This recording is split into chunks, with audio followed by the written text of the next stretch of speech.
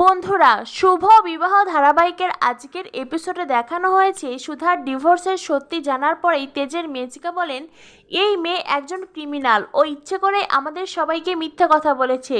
সুধা বলে না, আমি কাউকে ঠকাইনি। হ্যাঁ, মানছি আমার পরিবার আপনাদের কাছ থেকে সত্যিটা আড়াল করেছে, কিন্তু আমি সব সময় আপনাদেরকেই সত্যি জানাতে চেয়েছি।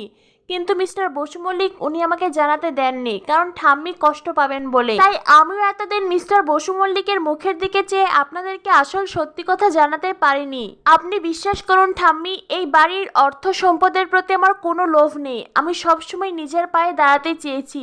আমার ডিভোর্সের কেস মেটানোর জন্য আমাদের আচার্য বাড়িটা বন্ধক রাখা হয়েছে, আর সেই ধার শোধ করতে আমি সবসময় নিজে কাজ করতে চেয়েছি। সেদিন তরিতা ঠিকই দেখেছিল ঠাম্মি, আমি ব্যবসার জন্যই মিষ্টিগুলো বানাচ্ছিলাম। মিষ্টিগুলো বিক্রি করে যে অর্থটা পাচ্ছিলাম সেটা দিয়ে আমি আমার বাড়ির ঋণ শোধ করছিলাম।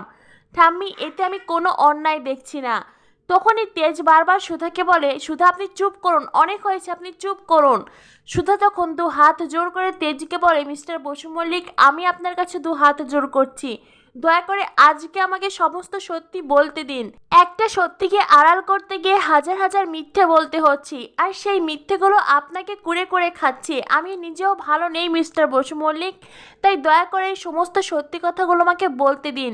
আমি চাই আমার জীবনের সব সত্যি জেনেই এই পরিবারের লোকজন আমাকে ভালোবাসুক, তারা আমাকে মেনে নিক। ঠাম্মি বলেন, এই বাড়ির মানুষ তো দূরের কথা, এই বাড়ির ইট কাঠ তারাও তোমাকে মেনে নেবে না। তোমার মতন মিথ্যেবাদী ঠকবাজ মেয়ের এই বাড়িতে কোনো জায়গা নেই। তরিতা, এই মেয়েকে এখন এই বাড়ি থেকে বার করে দাও।